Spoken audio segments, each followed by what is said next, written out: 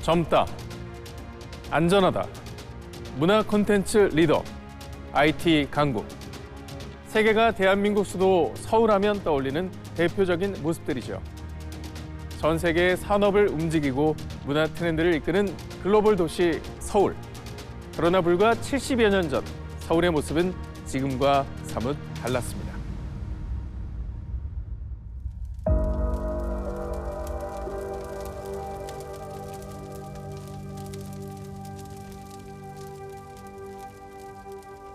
건물들은 형체를 알아볼 수 없을 정도로 부서졌고 포탄이 떨어진 자리엔 거센 불길이 맹렬히 피어올랐습니다. 경복궁 위로 포탄이 투하되며 궁도 화마를 피하지 못했고 광화문의 물루는 불타 없어져 앙상한 석축만 남았을 정도였습니다.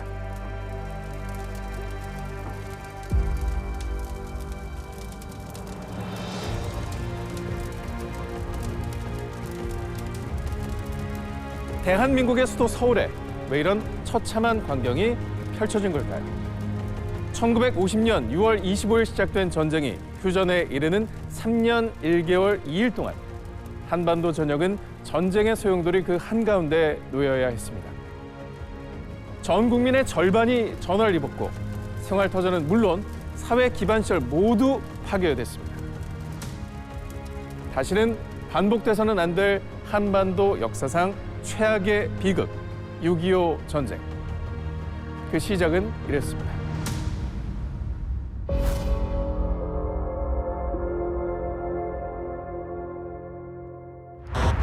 (1945년 8월 15일) 꿈에 그리던 광복을 맞이한 한반도. 일본을 무장 해제시키는 일에 두 나라가 나섰습니다. 38선을 기준으로 북에는 소련군이, 남에는 미군이 진주해 일본의 철수와 한반도의 정부 수립 과정을 도왔는데요. 우리 손으로 정부를 세우는 일에 박차를 가해야 할 그때 수상한 조짐이 포착됐습니다. 남한의 단독 정부가 세워지고 이듬해 미군이 철수하는 동안 북에서는 소련, 중국의 접촉이 점차 잦아지게 된 겁니다. 1950년 미국이 극동 방어선, 즉 에치슨 라인에서 한반도를 제외시키며 자주국가로 선포한 지 4개월 뒤 소련은 북한과 중국에 이런 문서를 보냈습니다.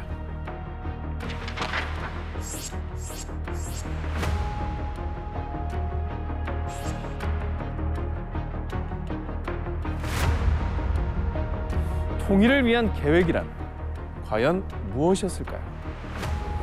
네, 그렇습니다.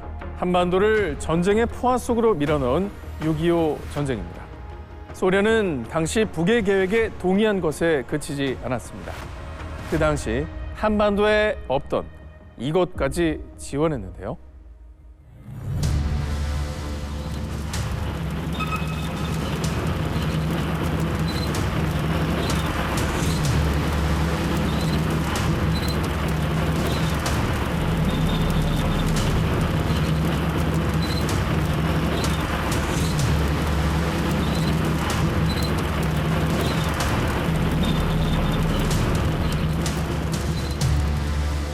실제로 보니 정말 압도적인데요. 바로 이 소련의 주력 전차들을 적극 지원한 겁니다. 당시 한국엔 전차가 없어 전차전을 대비한 지뢰도 훈련도 모두 부족한 상황이었습니다. 북한은 이를 노리고 1950년 6월 25일 새벽 4시 소련제 전차를 앞세워 기습 남하했습니다. 일요일 새벽에 정막을 요란한 포성이 뒤흔들었고 총 20만 병력과 242대의 전차로 무장한 북한이 38선 군사 경계선을 넘어 남으로 밀고 내려온 겁니다. 기습 공격에 국군은 방어 태세를 갖출 틈도 없었습니다. 동두천, 의정부, 미아리 방어선이 무너졌고 불과 3일 만에 대한민국의 수도 서울이 함락되고 말았습니다. 한반도의 참극은 태평양 건너까지 빠르게 전달됐고 전쟁 발발 23시간 만에 유엔 안전보장이사회가 소집됐습니다. My country is now suffering unprovoked attack by military forces from North Korea. We owe our existence to the United Nations. 유엔 안보리는 즉각 북한의 병력을 38선 이북, 원래의 군사 경계선까지 철수하라는 결의안을 발표합니다. 이를 무시하고 북한이 공격을 이어가자 결국 다음과 같은 결의문을 채택합니다.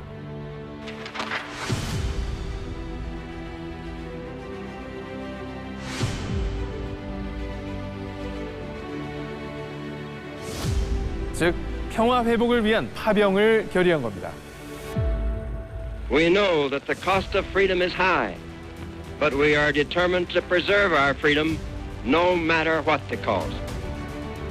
7월 1일 미군의 상륙을 시작으로 유엔군에 소속된 16개국 정예병들이 한반도에 도착하기 시작했습니다. 북한의 예상보다 빨리 유엔군이 참전했지만 전황은 그다지 좋지 못했는데요. 중미령에서의 교전을 시작으로 북한군을 저지하는 치열한 전투가 계속됐지만 압도적인 화력의 방어선들은 하나 둘 무너진 겁니다.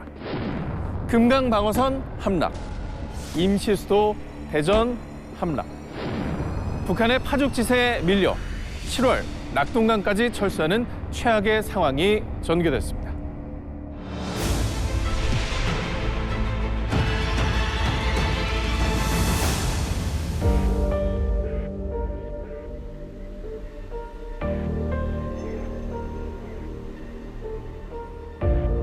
더 이상 물러설 수 없던 국군과 유엔군은 바로 이곳에서 최후의 방어선을 구축하는데요.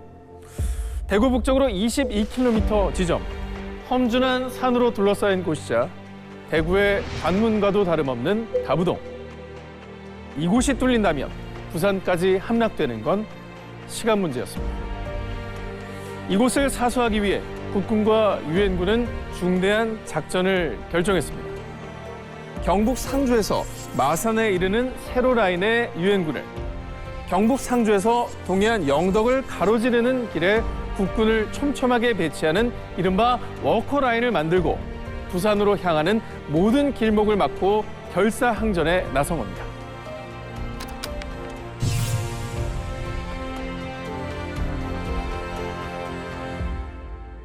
부산을 배후에 둔다는 건 군수품과 물자 지원을 바로 받을 수 있다는 이야기. 국군과 유엔군은 총력전에 나섰습니다. 특히 국군 제1사단이 진격한 3.28 고지에선 북한군 3개 사단의 집중 공격 속에 격전이 펼쳐졌는데요. 매일 쌓여가는 시신에 고지의 지형이 바뀔 정도로 치열한 공방전이 계속되던 그때 수색대에서 긴급한 전보가 도착했습니다. 북의 전차 사단은 비롯 4만여 명의 병력이 집결하고 있다는 것. 유엔군 총사령관 메가더는 전세를 바꿀 카드가 필요했습니다.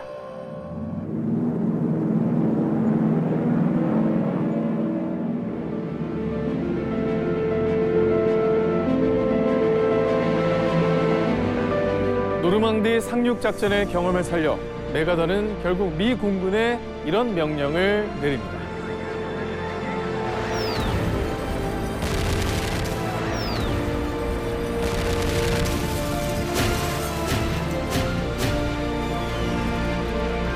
마치 융단을 깔듯 해당 지역을 폭탄으로 초토화시키는 작전. 대구 북쪽 구미 일대에 폭격기 98대가 출격했고 26분 동안 총 960톤의 폭탄을 집중 투하했습니다.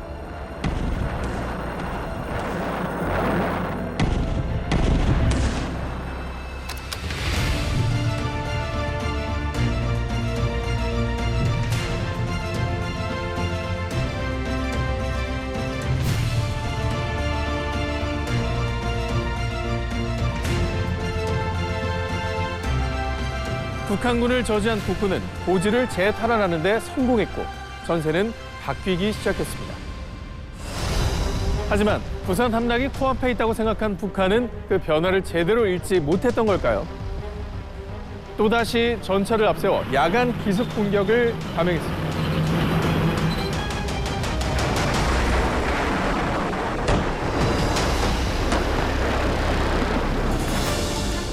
그렇지만 이번엔 달랐습니다.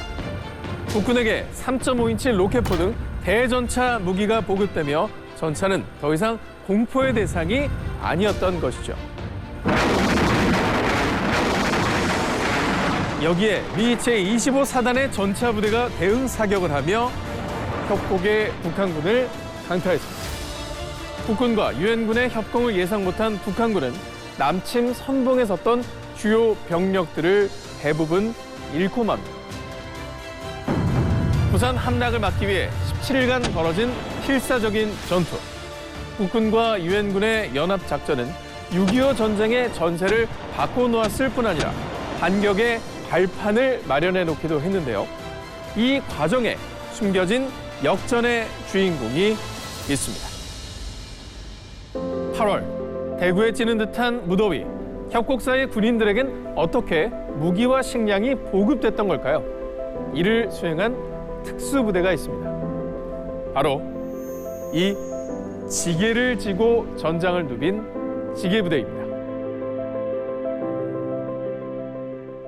시민들은 익숙한 산길을 북한군의 눈을 피해 이동하며 이 지게로 식량과 탄약을 날랐습니다. 6.25 전쟁 최대 격전지이자 전세를 뒤바꾼 다부동 전투. 이곳의 승리는 국군과 유엔군 그리고 일반 시민들이 하나가 되어서 만든 기적이었습니다. 자, 더 이상의 후퇴는 없습니다. 이제 반격을 시작할 때입니다.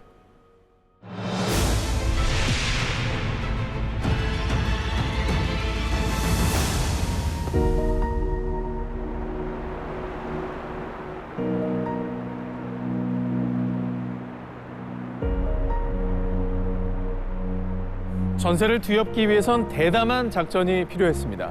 총사령관 맥어더가 고집한 곳은 인천.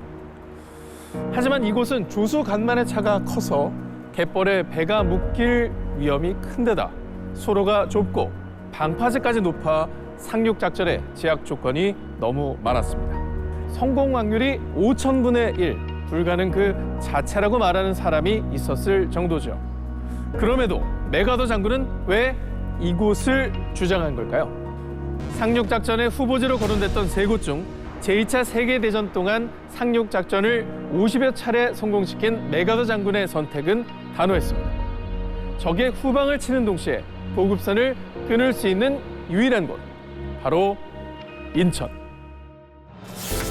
8월 28일 미 합동참모본부의 최종 승인과 함께 작전은 속도를 내기 시작합니다. 작전을 앞두고 신포, 인천, 삼척, 영덕, 군산 등 주요 해안엔 동시다발적으로 폭격이 진행됐습니다. 작전지를 감추는 동시에 상륙에 방해될 주요 시설들을 파괴하기 위한 것이었죠. 또 영덕 장사리에선 학도병 772명이 상륙작전을 펼치며 북한군을 교란했습니다. 인천 상륙작전에 또 하나의 암초가 있었는데요. 인천항 진입을 위해선 유속이 빠른 8미도를 지나야 하는데 기뢰에 노출되기 십상이었던 것이죠. 맥어더 장군은 비밀리에 첩보부대를 대거 투입했습니다.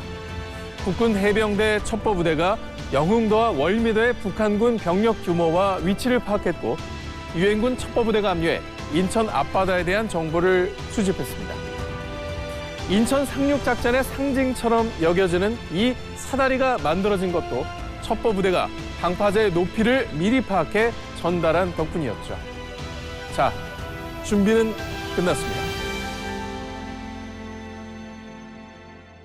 이곳 8미도 등대에 잠복해 있던 첩보부대원들은 시계만을 바라보고 있었습니다. 그리고 마침내 0시 50분, 약속한 시간이 되자 신호를 띄웠습니다. 상륙 준비 완료. 칠흑 같은 어둠 속에 작전 개시 신호가 떨어진 것이죠. 등대불에 의지해 항공모함과 구축함, 상륙함 등 261척의 함정이 인천 앞바다에 조용히 집결하기 시작했습니다. 1950년 9월 15일 새벽 5시가 되자 인천 앞바다에 도열했던 전투함에선 상륙을 위한 함포를 쏘아 올렸는데요. 전쟁의 반전을 알리는 신호탄이었죠. 이어 미 해병대 한개 사단과 국군 해병연대가 함께 상륙작전을 개시한 지 2시간 만에 월미도를 탈환했고 24시간 뒤엔 인천 탈환에 성공. 마침내 상륙 13일 만에 대한민국 수도 서울에 다시 태극기가 개양됐습니다. 서울을 빼앗긴 지 딱 90일 만의 일이었습니다. 전황을 잃지 못하고 낙동강에 주요 병력을 배치했던 북한. 인천의 단점에도 불구하고 허점을 파고든 국군과 유엔군. 1950년 9월에 한반도에서 펼쳐진 치열한 전략 싸움에서 허리를 끊기고 보급로를 차단당한 북한은 결국 9월 23일 총 퇴각 명령을 내리게 됩니다. 성공 확률 5,000분의 1, 0.02%가 100%로 바뀌며 6.25 전쟁의 전세는 완전히 뒤바뀌었습니다. 인천 상륙작전의 성공으로 승기를 잡은 국군과 유엔군의 전쟁 목표는 새롭게 변경됐습니다. 38선 회복이 아닌 한반도 수복, 즉 한반도의 완전한 통일이 전쟁의 목표가 된 것입니다. 국군 3사단의 38선 돌파를 시작으로 10월 말 전쟁 종식을 확신한 유엔군 역시 맹렬한 기세로 북진했습니다. 탱크, 장갑차 등 중화기에 전투기의 공중 지원으로 무장한 유엔군의 압도적인 화력에 북한군의 저항은 미미했습니다. 간혹 일부 전선에선 이상한 일이 있었는데요. 북한 군복이 아닌 중국 군복을 입은 군인이 생포되기도 했지만 지도부는 대수롭지 않게 여기고 북진을 이어갔습니다. 11월 21일 미 7사단이 양강도 해산진에 다다랐습니다. 두만강을 사이에 두고 중국과 마주하는 국경의 끝자락. 병사들은 곧 전쟁이 끝날이라는 기대감에 고무됐고 집에 돌아간다는 희망에 부풀었죠.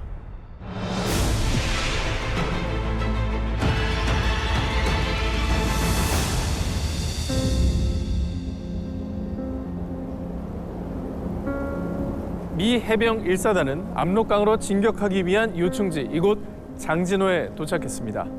11월 말이었지만 한반도에서도 극좋은 지역인 개막원 한가운데 위치한 장진호에는 이미 혹한이 찾아들었는데요. 이 추위가 어느 정도인지 상상이 안 되실 텐데요. 이곳의 기온은 영하 30도를 밑돌기 시작했고 윤활유와 대포가 얼어붙었고 배터리가 방전되어 통신이 두절될 정도였습니다. 유엔군의 막강한 화력도 추위 앞에선 무용지물이 된 겁니다. 불과 3개월 전에 낙동강에서 찌는 듯한 더위와 싸웠던 군인들은 11월 살인적인 추위라는 적을 만나게 된 겁니다. 문제는 이뿐만이 아니었습니다.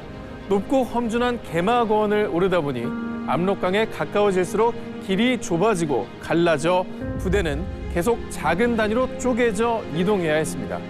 만일 적이 나타난다면 한 줄로 길게 늘어선 부대는 너무 취약했죠. 게다가 북한군의 저항이 거의 없는 걸 수상하게 여긴 지휘부가 정찰기를 띄웠지만 아무것도 포착되지 않았습니다. 1950년 11월 27일 나팔 소리와 함께 매복하고 있던 중국군이 마침내 모습을 드러낸 것이죠. 미 해병 1사단을 포위한 중국군 7개 사단, 그 수는 유엔군의 5배가 되는 15만 명이나 됐습니다. 낮에 흰 담요를 덮어 숨어있다 야간 기습하는 중국군에게 미국의 공중폭격은 효과가 없었습니다. 영하 30도를 밑도는 살인적인 추위에 동상으로 인한 피해 역시 극심했습니다. 미 해병 사단의 최대 위기. 5일간의 악전 고투 끝에 북동군 수송사령관 터너 준장은 항공철수를 제안했습니다.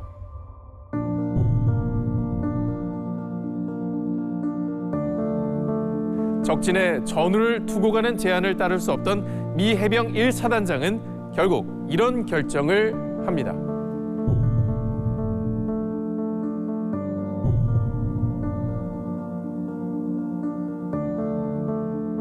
후방의 적과 싸우며 흥남까지 진출하는 새로운 방향의 공격. 해병사단은 100km가 넘는 거리를 걸어서 돌파하기로 결정합니다.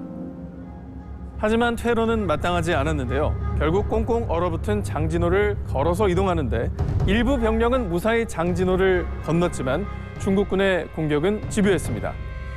중국군 12개 사단이 투입되어 공격이 계속됐고 장송곡 같은 나팔 소리에 사상자는 쌓여만 갔습니다. 장진호 철수의 주요 거점이었던 덕동고개. 이곳이 막히면 주요 연대 퇴로가 사라지는 상황. 다행히 덕동은 미 해병사단 윌리엄 바버의 F중대가 선점하고 있었습니다. 낮이면 전투기가 부대를 엄호하고 밤이면 인해 전술로 밀고 들어오는 중국군을 막으며 사투를 벌였습니다. 하루면 끝날 것 같던 전투는 5일이나 지속됐고 수천 명의 손실을 입은 중국군이 퇴각하며 퇴로 확보에 성공했습니다. 12월 7일 미 해병사단은 고토리에 도착했습니다. 고개만 넘으면 함흥 그리고 흥남으로 철수할 수 있는 상황. 하지만 병사들을 기다리고 있었던 건 이미 중국군이 끊어놓은 달이었습니다. 기온은 영하 45도까지 떨어졌고 밤이 되자 병사들은 중국군의 기습이 언제 시작될지 모른다는 두려움에 떨었습니다. 고향에 돌아갈 수 없다는 절망감이 부대를 감쌌습니다. 그때 눈보라가 개이고 먹구름이 흩어지더니 유난히 밝은 별이 하나 떠올랐습니다. 모든 것이 얼어붙은 새까만 밤. 이 별만은 영롱하게 빛나고 있었는데요. 병사들은 밝은 별을 보며 하나둘 희망을 되찾아 갔습니다. 마치 끝이 보이지 않는 것 같은 긴 터널에도 출구는 반드시 있다는 희망 말입니다. 그리고 그 희망은 현실이 됐습니다. 다음날 항공기를 통해 임시 교량이 공수됐고 복구된 수문교 위로 철수병력 전원과 1200여 대의 차량이 무사히 빠져나올 수 있었던 것입니다. 훗날 본국으로 돌아간 병사들은 고토리 밤하늘을 잊을 수 없었습니다. 이후 장지로 전투 기념비에도 이 별을 새겨넣어 절망이 희망으로 바뀐 그날에 대해 여전히 기억하고 있습니다. 100km에 이르는 전투 동안 중국군 군단은 거의 괴멸됐고 마침내 12월 11일 미 해병대는 유엔군과 국군의 엄호 속에서 무사히 흥남에 도착했습니다. 전우를 두고 갈 수 없다는 고집스러운 결정이 모두를 사지로부터 구해낸 것입니다.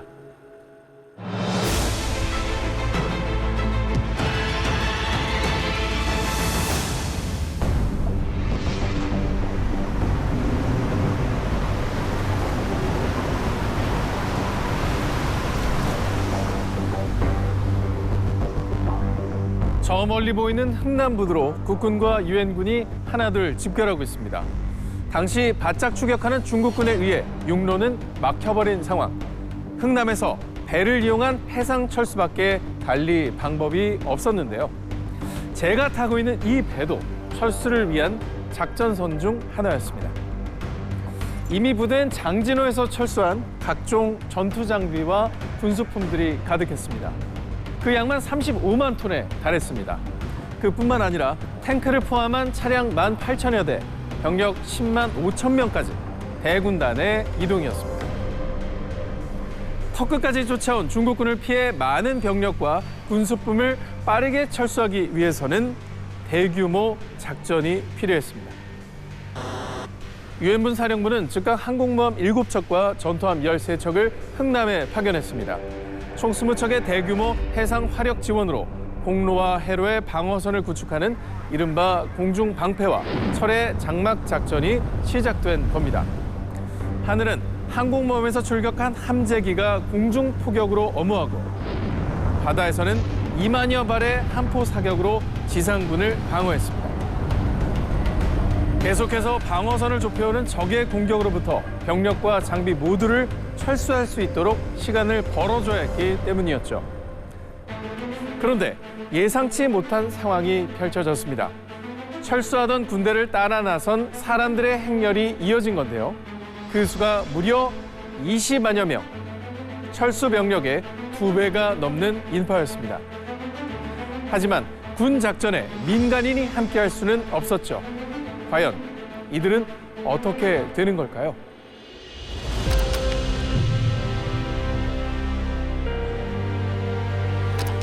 하지만 현장 지휘관인 알몬드 장군은 이 명령에 회의적이었습니다.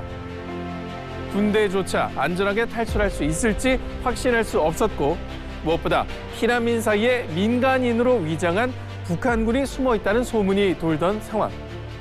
긴장을 놓을 수 없는 일촉즉발의 상황에서 그 위험까지 노출될 순 없었습니다.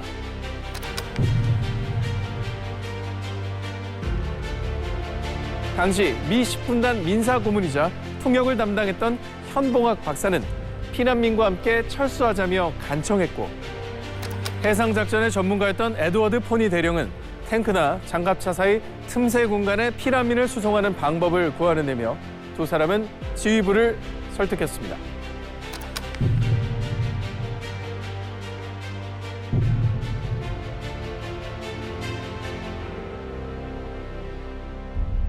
간절한 설득 끝에 한반도에 있는 모든 배들이 흥남으로 모여들기 시작합니다. 수송선과 군함, 작은 어선까지 한 명의 피난민이라도 더 태우기 위해 흥남으로 달려왔습니다. 그렇게 군대뿐 아니라 민간 선박까지 모두가 나선 최대 규모의 민관 합동 구출 작전이 시작됐습니다. 포니 대령의 전략대로 피난민들은 군용차 안에, 탱크 위에, 군수품 사이 여유 공간만 있다면 어디든 올라탔습니다. 많은 피난민들을 태우기 위해 일부 군수 물자까지 버렸지만 그럼에도 자리는 여전히 부족했습니다. 그때 기적의 움직임이 시작됐습니다. 메러디스 빅토리오. 이 배는 7,500톤의 물자를 운송하던 화물선으로 사람이 탈 수 있는 자리는 60석뿐이었습니다. 당시 선실에 남은 자리는 고작 13석뿐. 그러나 이 배는 역사상 가장 많은 인명을 구조한 선박이 되었습니다. 어떻게 그게 가능했을까요?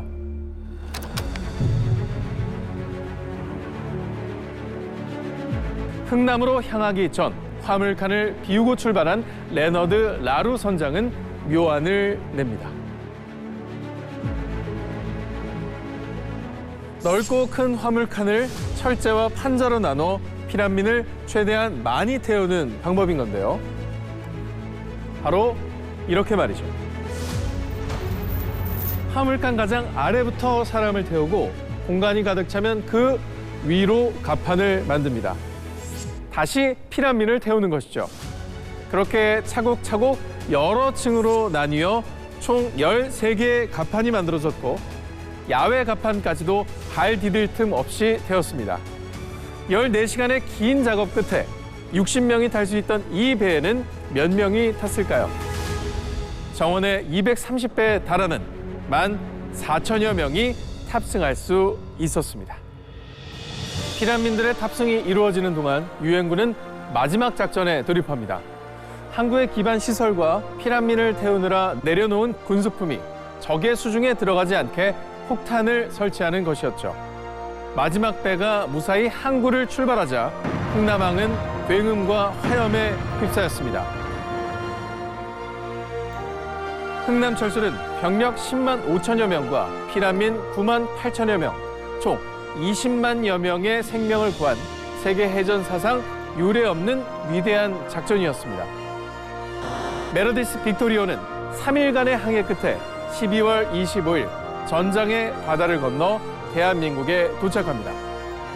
단 한 명의 사망자 없이 오히려 5명의 새 생명이 태어난 크리스마스의 기적이었습니다.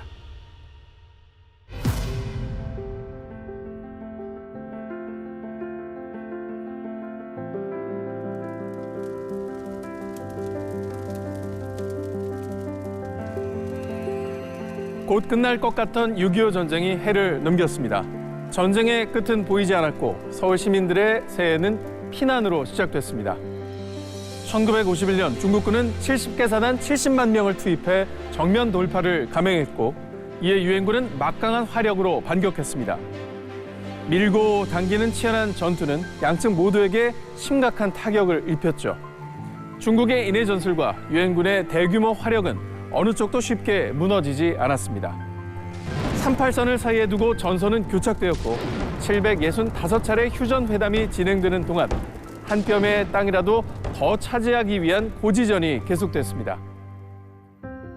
해발 395m의 야산이 엄청난 폭격 탓에 산등성이가 하얗게 벗겨질 정도였고 그 모습이 마치 백마가 누운 형상 같았다는 백마고지 전투. 휴전 직전에 36대 800이라는 승리의 기적을 만든 연천 베티고지에서의 격전 끝에 1953년 7월 27일 오전 10시 정전협정이 체결됩니다.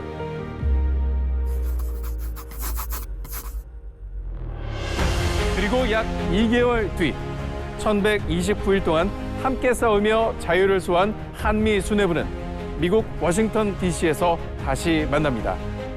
영원한 동맹을 약속하는 한미 상호 방위 조약을 체결하기 위함이었죠.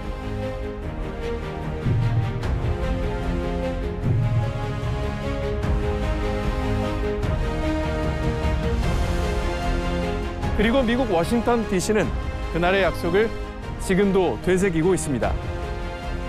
약 180만 명의 유엔군과 100만여 명의 국군, 그리고 수없이 많은 국민들이 목숨 걸고 지켜낸 자유. 자유의 땅에 더는 전쟁 없이 평화만이 자라나도록 이들의 희생과 정신을 더 기억하고 가꾸는 것은 후대를 살아가는 우리가 꼭 해야 할 일입니다.